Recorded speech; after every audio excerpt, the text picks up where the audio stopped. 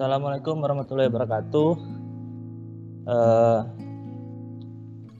Kembali lagi pada hari ini, hari Rabu, kita belajar pelajaran IPA ya.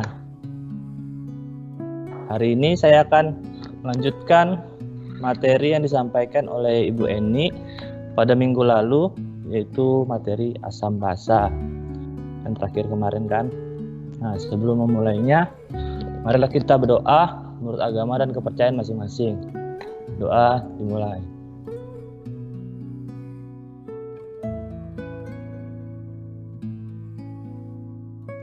Doa selesai. Oke, saya ingatkan kembali untuk jangan lupa mengisi absen ya pada kolom komentar. Jadi kalian tidak dianggap tidak hadir meskipun sudah hadir di sini ya. Karena kalau yang tidak menggunakan akun MS Team tidak akan terdeteksi namanya siapa ya. Jadi akan tercatat anonimus. Kalau yang menggunakan akun MS Team otomatis akan tercatat namanya karena datanya sudah tersimpan. Oke, kita langsung mulai saja. Kemarin yang terakhir dijelaskan yaitu jadi ada sifat zat, asam, basa, dan netral. Ya. Nah, kali ini saya akan melanjutkan yaitu jenis-jenis indikator asam dan basa. Apa saja itu? Yang pertama di sini ada kertas lakmus. Ya. Kertas lakmus di sini ada dua jenis, yaitu ada kertas lakmus biru dan kertas lakmus merah. Jadi apabila kalau yang kertas lakmus biru, apabila dicelupkan ke larutan basa, dia akan tetap warnanya biru. Tapi kalau dicelupkan di larutan asam, dia akan berubah menjadi merah. Sebaliknya untuk kertas lakmus yang merah, apabila dicelupkan ke larutan asam, dia akan tetap warnanya merah. Dan sebaliknya kalau ditaruhkan di larutan basa, dia akan berubah warnanya menjadi biru. Nah, yang kedua di sini ada indikator alami. Ya, di sini ada kunyit, ada kembang sepatu, ada kembang kol ungu, dan di sini bunga bougainville ya. Kemudian ada larutan indikator. Di sini ada phenolphthalein, metil merah, dan bromtimol biru. Jadi sini ada perubahan-perubahannya. Di sini dalam larutan asam dia warnanya jernih, dalam larutan basa dia warnanya magenta atau pink, dan di sini metil merah. Pada larutan asam dia warnanya merah pekat. Kemudian pada larutan basa dia warnanya orange. Tapi untuk yang ini biasanya digunakannya di laboratorium kimia ya. Jarang untuk penggunaan sehari-hari. Nah, ini yang mungkin kalau kalian sering belanja di Shopee, Lazada, nah ini yang paling sering ditemukan karena paling mudah, sering dipakai untuk para pecinta ikan hias atau peternak ikan atau yang nanam hidroponik ya, untuk mengecek pH secara teliti dan praktis. Karena di sini pH meter ini sangat praktis ya, jadi tinggal nyalakan tombol on, kemudian di sini ada elektroda, ada elektrodanya, nanti kalau dibuka tutupnya di bagian bawah, kemudian tinggal dicelupkan ke larutan yang ingin tes kondisi asam dan basanya. Tapi sebelum itu harus dikalibrasi dulu. Jadi ada larutan untuk kalibrasi ya, atau mengepaskan dulu. Kadang dia terlalu nggak pas dia kalau baru pertama kebeli. Kemudian di sini yang terakhir ada indikator universal. Nah, di sini bentuknya sama kertas, cuma yang berbeda kalau lakmus tadi untuk larutan asam dan basa dia berbeda ya, ada biru dan merah. Nah, kalau indikator universal dia sama-sama kertas, tapi dia bisa digunakan untuk larutan asam dan basa. Cuma reaksinya saja yang berbeda. Jadi misalnya asam pekat, dia warnanya akan mulai dari angka 1 hingga angka di bawah 7 ya. Kemudian untuk basa dari 7 sampai 14. Jadi tinggal disesuaikan saja di sini. Di sini sedikit lebih akurat daripada indikator kertas lakmus, indikator alami, dan larutan indikator. Yang paling akurat adalah pH meter ya, karena sampai 0, dia. Satu angka di belakang koma. Jadi yang paling akurat itu. Kemudian yang kedua ada indikator universal.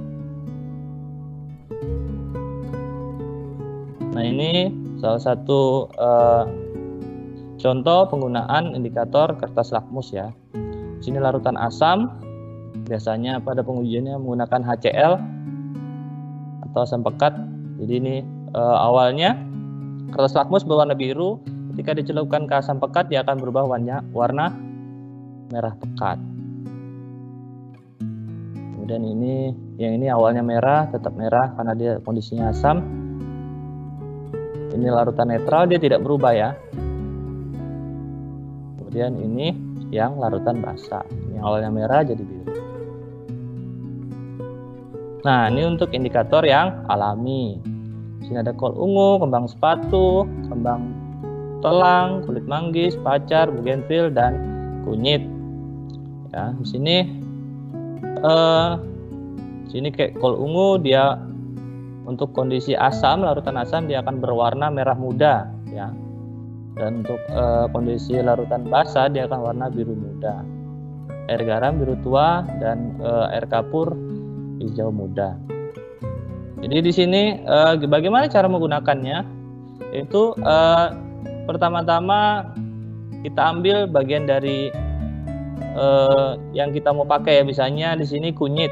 Jadi kita gerus dulu atau kita hancurkan, kemudian kita campur dengan air, baru kita ambil ekstraknya ya untuk pengujian asam basa alami. Sebenarnya kita bisa lakukan ini kalau kita masuk sekolah ya, kita di lab atau di sekolah. Tapi karena kondisi pandemi, jadi tidak bisa. Nah, ini dia. Ya, ini range nomor untuk indikator asam basa universal ya, dari angka 0 sampai angka 14. Ada NaOH, ada bleaching, ini ada sabun.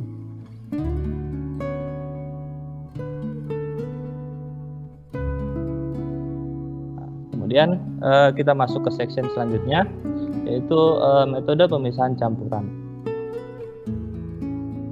Nah, di sini pemisahan campurannya di sini ada 8 macam ya. Di sini pertama penyaringan atau filtrasi, sublimasi, ekstraksi, destilasi, sentrifugasi atau sentrifuga, kromatografi, evaporasi, dan kristalisasi.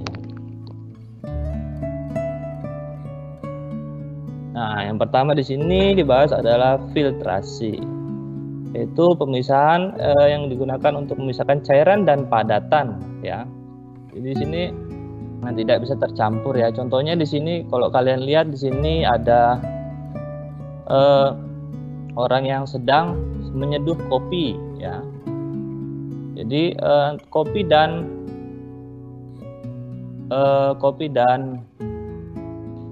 air kan dia tidak bisa menyatu ya, atau larut kopinya, biji kopinya pasti tidak larut semua. Hanya ekstraknya saja yang bisa larut. Jadi di sini untuk mendapatkan ekstrak murni, tidak mendapatkan ampasnya, dia menggunakan kertas saring untuk menyaringnya ya. Ya, ukuran partikelnya lebih kecil daripada serbuk kopi. Jadi otomatis serbuk kopinya akan tertinggal ketika diseduh. Ini ya, sini ini kertas saring namanya. Kalau dulu hanya untuk digunakan untuk kegiatan-kegiatan di lab ya, jarang untuk kegiatan umum. Nah, untuk pada saat ini karena kopi lagi naik daun atau lagi rame disenangi untuk dari kalangan muda hingga kalangan tua, Jadi sekarang kertas kopi sudah banyak dimanfaatkan untuk penyaringan ya, metode penyaringan. Ini salah satu metode sederhananya seperti ini. Jadi nanti akan tersisa residu ya, dan di bawahnya hasilnya itu namanya filtrat. Residu itu ya ampas kopinya tadi.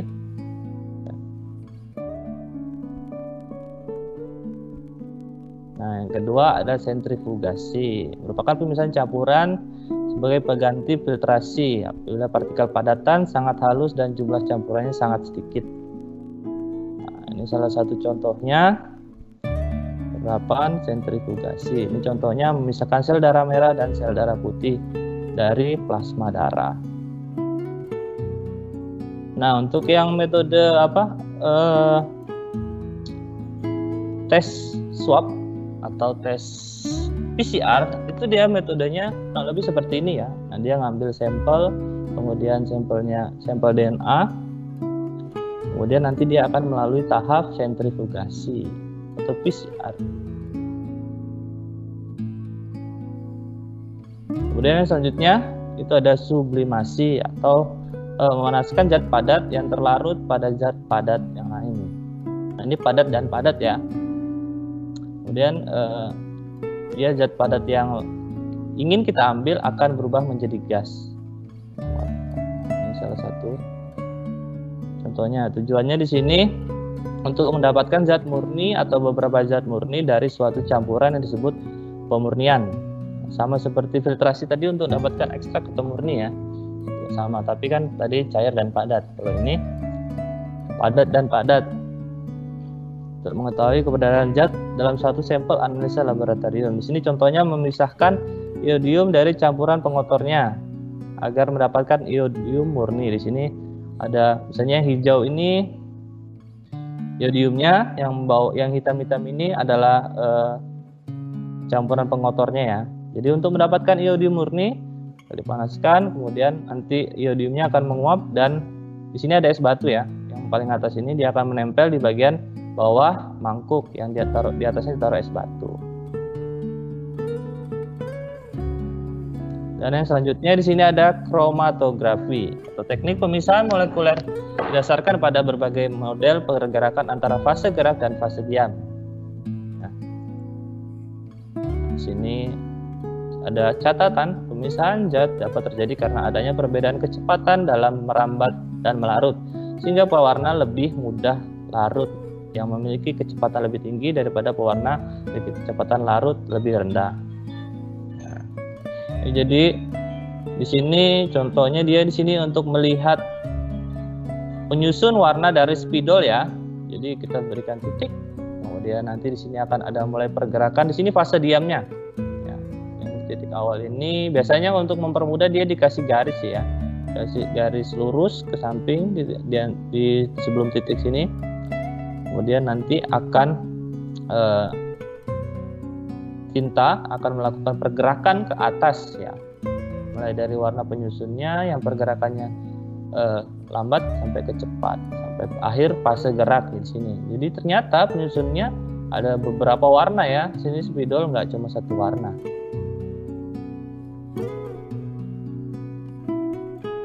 Kemudian selanjutnya di sini ada ekstraksi atau suatu proses pemisahan suatu zat yang berdasarkan perbedaan kelarutan terhadap dua cairan yang tidak saling larut. Nah, biasanya ada air dan larutan pelarut organik. Sini contoh pemanfaatan ekstraksi. Di sini ada produk untuk pembuatan bumbu serbuk. Kalau kalian pernah lihat ladaku atau kunyit, kalau kunyitku nggak ada ya. Mungkin namanya lain ya, bukan kunyitku. Kalau ladaku kan ladaku. Kalau kunyit mungkin ada nama lain. Saya pernah lihat sih tapi lupa namanya. Ya, tapi dia dalam bentuk serbuk. Biasanya kunyit utuh atau cair. Ya, di sini bentuknya serbuk. Kemudian ada produk jamu cair yang biasa dijual bule-bule jamu. Kalau kalian pernah lihat, pastinya dia dalam botol-botol itu kan. Nah, itu ekstrak dari tanaman-tanaman obat ya. Dari mulai temulawak, kunyit, jahe dan lain-lain. Dan di sini ada ekstraksi bahan aromatik untuk parfum. Jadi parfum itu tidak langsung harum gitu ya. Jadi dia melalui proses campuran ekstrak dari misalnya bunga mawar, kemudian jeruk, kulit jeruk, ya, untuk dapatkan ekstrak murninya, kemudian baru dicampur-campur, akhirnya dapatkan formula parfum. Ya, makanya banyak jenis-jenis parfum kan, mereknya itu beda-beda tuh. Semua memiliki ciri khas. Nah, itu tergantung campurannya atau racikannya.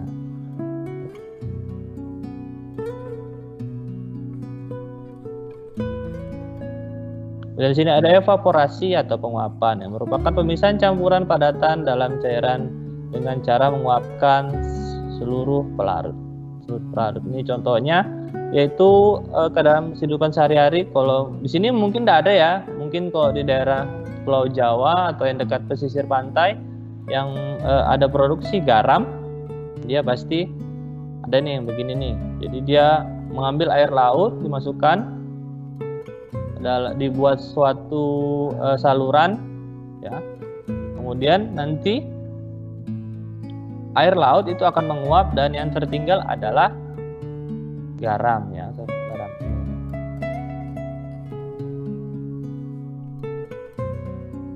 Nah, kemudian ini destilasi, ya, perubahan bentuk bahan dari bentuk cair menjadi gas, yang kemudian melalui sebuah proses pemanasan cairan dan mendinginkan gas hasil pemanasan, menimbulkan tetesan cairan yang mengembun. Ya, di sini jadi larutan yang ekstrak cair, ya.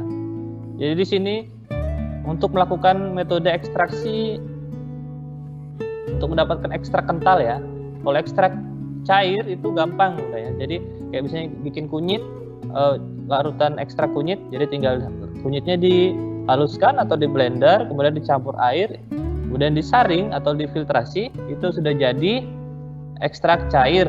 Kemudian untuk mendapatkan ekstrak kental atau kepekatan yang lebih pekat, itu dilakukan metode destilasi ini lagi, ya. Jadi harus ekstraksi yang sampai terserbuk itu dia harus 3 kali lakukan metode. Nah, ini metode kedua untuk dapatkan ekstrak kental. Jadi larutan ekstrak cair tadi dipanaskan, dia akan menguap. Kemudian di sini ada batang pendingin. Nah, di sini uap tadi akan didinginkan dan akan menghasilkan, nah, di sini ekstrak murni yang kental, ya. Nah, tujuan destilasi di sini merupakan pemurnian pada suatu cairan pada titik didih dan dapat memisahkan cairan dari padatan. Contohnya ini penyelingan air, ekstraksi zat terdapat pada tumbuhan. Jadi contohnya seperti dapatkan ekstrak kunyit dan lain-lain tadi. Pemisahan air dan alkohol dan lain-lain. Nah, ini bisa digunakan kalau kalian terdampar di sebuah pulau dan kalian sendiri, ya. Pulau di pinggiran pantai misalnya. Ada air bersih, kalian bisa lakukan ini untuk mendapatkan air bersih dari air laut. Jadi memisahkan garam yang ada pada air laut untuk mendapatkan air murni. Jadi dipanaskan, kemudian kalian nanti tinggal ngambil uapnya untuk bisa diminum. Kemudian sini ada kristalisasi. Nah, di sini untuk salah satu untuk memisahkan zat padat dari komponen-komponen lain yang penyusun campuran. Di sini ada kristal dalam. Ya, di sini cair, kemudian untuk mendapatkan proses kristalisasi tadi, ya. Jadi dipanaskan, nanti akan menjadi, ini air laut, ya. Jadi nanti akan jadi, atau air garam. Ketika suhu tertentu, airnya akan menguap dan yang tersisa adalah garamnya. Ini ada jenis kristalisasi dari kristalisasi penguapan dan pendinginan. Kalau pendinginan apa itu? Misalnya kalian kasih bikin es batu, masukkan air ke freezer, nanti akan jadi kristal atau batu, ya, atau padatan, ya kan. Kalau yang penguapan ini seperti ini caranya, dipanaskan. Pembuatan garam gapur, pembuatan kaca itu tidak langsung bentuknya bagus seperti itu, ya. Jadi itu bentuknya seperti biji-biji atau batu-batu, kemudian dipanaskan pada titik lebur tertentu, dia akan menjadi cair, kemudian dicetak, jadi akan jadi kaca yang seperti kalian lihat sekarang. Kemudian gula pasir, pembuatan serbuk minuman dan lain-lain. Nah, ya agak ngebut sedikit, ya, karena waktunya tinggal sedikit dan materinya masih banyak.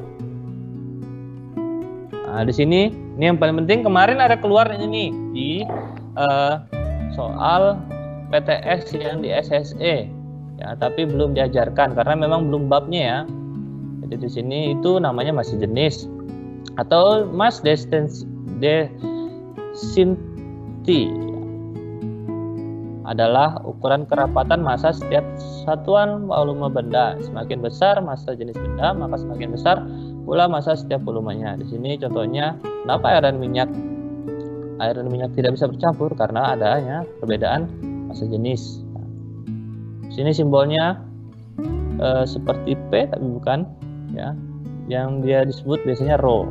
Ya, di sini rumusnya di situ ada elemennya rho sama dengan massa dibagi volume, ya, atau volume untuk dapatkan volume massa dibagi rho, untuk mendapatkan massa rho dikali volume. Nah, di sini note, massa menunjukkan jumlah partikel yang terdapat pada sebuah benda, sedangkan massa jenis menyatakan seberapa rapat dan seberapa padat partikel tersebut tersusun. Nah, di sini kita lihat tadi. Memang betulkah berbeda massa jenis air dan minyak? Ini air 1000 kilogram per meter kubik. Kemudian di sini minyak tanah atau minyak di sini 800 kilogram per meter kubik. Di sini berbeda. Ini tabel-tabelnya. Sebenarnya banyak lagi ya, cuma ini beberapa saja contoh. Kemudian ini kita langsung ke contoh soal saja ya. Di sini ada kubus ya. Kubus yang memiliki sisi sebesar 5 cm, kata masanya 250 gram. Berapa kan nilai massa jenis kubus tersebut? Nah, yang diketahui tadi massa, kemudian di sini sisi ya, untuk ukuran sisinya. Nah, untuk volume kubusnya kan belum. Rumus sisi volume kubus kan sisi kali sisi kali sisi. Jadi 5 kali 5 kali 5. Hasilnya adalah 125 cm kubik. Ditanya massa jenis. Nah, tinggal kita masukkan yang tadi rumusnya ya. Untuk mencari massa jenis, rho sama dengan massa dibagi volume. Jadi tinggal 250 gram dibagi 125 cm kubik. Hasilnya adalah 2 gram cm kubik. Jadi massa jenis kubus ini adalah 2 gram per cm kubik. Kalau yang seperti ini mudah ya. Kalian tahu kan bentuknya seperti apa. Kalau bentuknya bulat ya tinggal cari rumus volume bulat atau lingkaran, atau kalau misalnya tabung ya tabung ya. Kalau persegi panjang ya tinggal cari volumenya persegi panjang, tergantung data yang didapat ya. Nah, kalau yang seperti ini contoh kedua. Nah, ini bentuk batu. Kalau kalian kan nemuin bentuk yang tidak bentuknya tidak teratur ya. Nah, untuk itu caranya dia harus seperti ini ya. Jadi kita bisa siapkan di sini tabung gelas ukur ya, kemudian di sini kita isi 150 ml air, kemudian atau 100 ml. Kemudian kita masukkan benda yang tidak teratur tadi. Ya, habis ini di sini bermassa 100 gram. Kita masukkan ke dalam gelas ukur tadi yang sudah kita isi 150 ml air. Kemudian kita lihat di sini ada pertambahan volume air ya, atau banyaknya air. Di sini kita langsung pembahasan.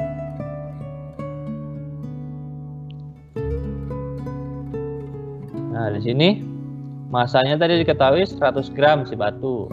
Kemudian untuk mencari volume batu yaitu tinggal volume akhir, yaitu ini ya tadi, yang tadi setelah ditambahkan batu itu berapa? Jadi di sini 200, jadi tinggal 200 dikurangi volume awal sebelum ditambahin batu. Sebelum tambahin batu kan tadi 150 ya, jadi tinggal 200 dikurangi 150 mili. Jadi volume batu yang dihasilkan adalah 50 mili air, atau sisanya 50 ya. Nah, atau di sini 50 cm kubik. Nah, yang ditanya adalah rho atau massa jenis. Jawabannya rho sama dengan M massa dibagi volume. Jadi tinggal 100 dibagi 50 cm kubik. Jadi hasilnya di sini 2 gram per cm kubik. Nah, jadi yang berbeda untuk benda teratur dan tidak teratur tadi, cara mencari volume benda ya. berbeda, hanya cara mencari volume bendanya. Nah, di sini penerapan masa jenis dalam kehidupan sehari-hari. Di sini ada perahu penisi, peninggalan nenek moyang kita dari suku Bugis yang tercipta dari kayu bukan besi, ya. Perahu dapat mengambang di air sebab karena massa jenis kayu lebih kecil daripada massa jenis air laut. Kemudian di sini helium untuk gas balon udara yang biasa digunakan untuk balon udara. Kemudian ahli geologi untuk mengukur massa jenis batu-batuan untuk mengidentifikasi kekerasan atau partikel yang ada dalam batu. Kemudian polystyrene yang dipakai sebagai bahan kotak makanan untuk minum kardus. Kemudian montir yang menggunakan massa jenis untuk mengukur baterai aki, ya. Apakah baterai aki itu muatannya masih berkurang atau tidak.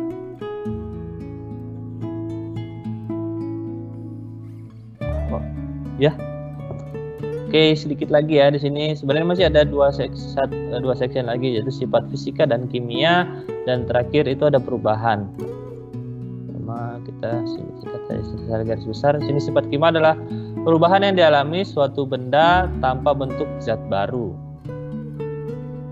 Sini hal yang dapat diamati dalam sifat fisika adalah wujud zat, kekerasan, warna, bau, bentuk, tetapan fisika, daya hantar listrik, dan panas, titik didih, dan titik lepuh. Jadi di sini intinya sifat fisika dia ketika dia bereaksi dia tidak akan melakukan atau membentuk suatu zat baru, ya.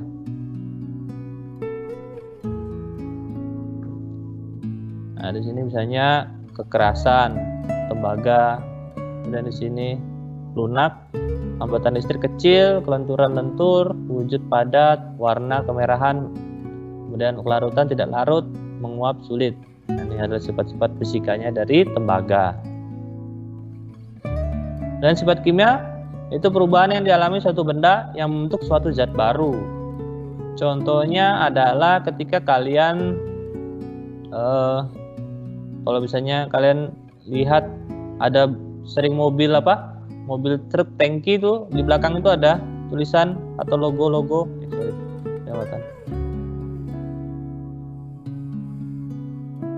logo-logo terbakar, tengkorak. Pasti kalian, apa ya logo itu, keren sekali logonya tengkorak.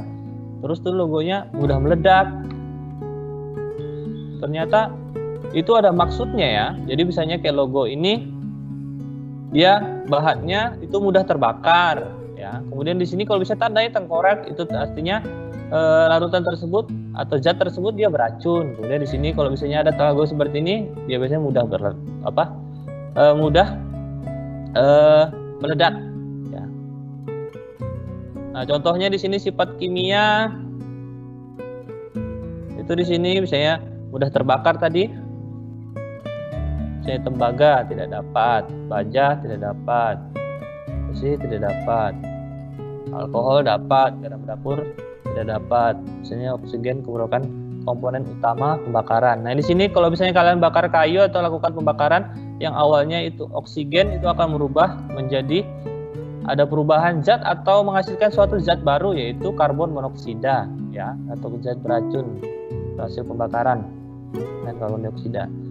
Yaitu jadi itulah merupakan salah satu perubahan sifat kimia, ya. Kalau misalnya itu kalau kalian melakukan pembakaran kayu, makanya jangan lakukan bakar-bakar sampah, ya, itu dilarang. Kenapa dilarang? Yaitu karena tadi menghasilkan si gas baru, yaitu zat karbon zat monoksida. Kalau kalian kebanyakan menghirup karbon monoksida ini, kalian akan keracunan, ya. Itu zat berbahaya itu. Di sini ciri perubahannya yaitu tidak terbentuk zat baru, komposisi materi tidak berubah, tidak terjadi perubahan bau, rasa, tidak terbentuk endapan. Kalau di sini kebalikannya, ya. Dia terbentuk zat baru, komposisi belum mengalami perubahan, ditandai dengan perubahan terbentuknya zat, endapan, perubahan suhu, warna, bau, dan rasa. Nah, di sini ada ini pembuatan cuka, ya. Di sini ada pertama amilum atau hasil dari fotosintesis C6H12O6. Itu kemudian disintesis atau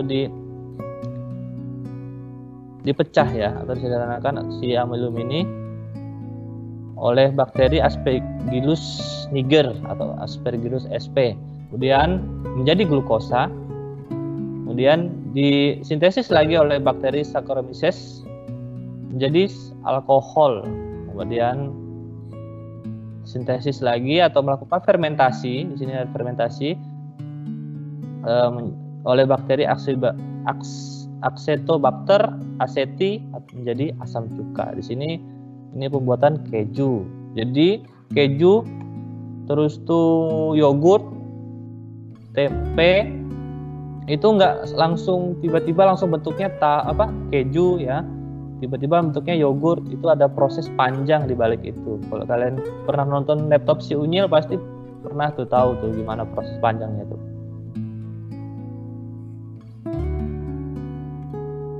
Nah, ini kalau perubahan fisika yaitu kayu menjadi contoh sederhana ya. Jadi kursi. Nah, kalau misalnya ini kalau perubahan zat itu cair menjadi beku sifatnya, kemudian padat menjadi gas, kemudian tadi kemudian gas menjadi cair, kebalikannya ya, berputar. Dan di sini larut ya. Jadi misalnya kalian mengaduk larutan, itu misalnya larutan garam atau bikin teh, itu gulanya akan larut ya, tidak akan tersisa residu. Oke, ternyata akhirnya selesai materinya dengan kecepatan yang maksimal ya, karena materinya nggak bisa dipending ini ya. Nanti kayak kemarin dipending ternyata ujian. Jadi nanti kalian kan ternyata materinya kurang ya, daripada nanti kurang mending kita ngebut. Nanti kalau misalnya ada pertanyaan kalian silahkan tanya lewat WA ya ke Bu Eni atau ke saya atau di Google Classroom. Tapi ke WA deh, karena kalau di Google Classroom kadang notif-notifnya kadang nggak kebaca. Kalau di WhatsApp kan lebih langsung kebaca respon. Nah, tapi waktunya ingat ya, jangan jam 10, di atas jam 10 ya, jam 12. Saya pernah tuh ditelepon jam 12 ya, jam 12. Dan salam, perkenalkan nama. Nanti kalau nggak kenal saya biasanya tuh biasaan tuh, halo Pak, tugas saya gimana? Biasanya saya jawabin, kamu siapa? Nanti kalau nggak ngasih nama saya panggil hantu ya. Oke. Oke, mungkin itu saja materi dari saya. Oh iya, nanti agar ada tugas ya, kita melakukan praktikum sederhana di rumah. Kalian kelas 7, biar ngerasain gimana sih jadi ilmuwan atau saintis ya, sederhana. Kita melakukan percobaan sederhana yaitu kromatografi untuk melakukan pengecekan unsur penyusun dari warna dari spidol ya. Jadi spidol yang warnanya hitam itu warnanya nggak langsung hitam gitu ya, itu melakukan proses campuran-campuran warna tertentu hingga mendapatkan warna hitam pekat yang digunakan untuk menulis spidol tadi ya. Dan di situ nanti formnya ada di Google Classroom. Di situ ada metode kerjanya juga, petunjuk-petunjuknya. Kemudian produk yang dihasilkan nanti itu ada produk gambar ya, hasil akhir dari kertas kromatografinya tadi. Ya, kita nanti akan lakukan kromatografi kertas ya. Jadi kertasnya dipoto, nanti diupload. Di situ ada formnya, saya sudah sediakan kolomnya untuk upload. Dan untuk yang ingin, karena kemarin kita objek IPA itu belajar tentang mengamati, menganalisis, dan apa satunya ya, publikasi atau menyampaikan ya hasil dari analisis kita. Nah, saya ingin kalian belajar untuk publikasi. Jadi kalian buat satu video yang bisa menyimpulkan hasil yang kalian lakukan ya. Ya 5 detik kalau bisa kalian ya, 1 detik kalau bisa silahkan ya. Pokoknya yang maksimal 1 menit lah ya, sesuai dengan kebutuhan atau hasil dari yang kalian dapatkan. Kalau misalnya kalian lakukan akan dapat nilai sempurna, tapi kalau misalnya tidak, ya tidak sempurna ya, namanya juga tidak lengkap ya. Tapi tidak wajib, tapi tetap di atas titik KKM ya, meskipun tidak ngumpul, tapi yang ngumpul yang lebih baik ya. Oke, ini itu saja. Apabila ada salah kata, saya mohon maaf. Saya akhiri. Assalamualaikum warahmatullahi wabarakatuh.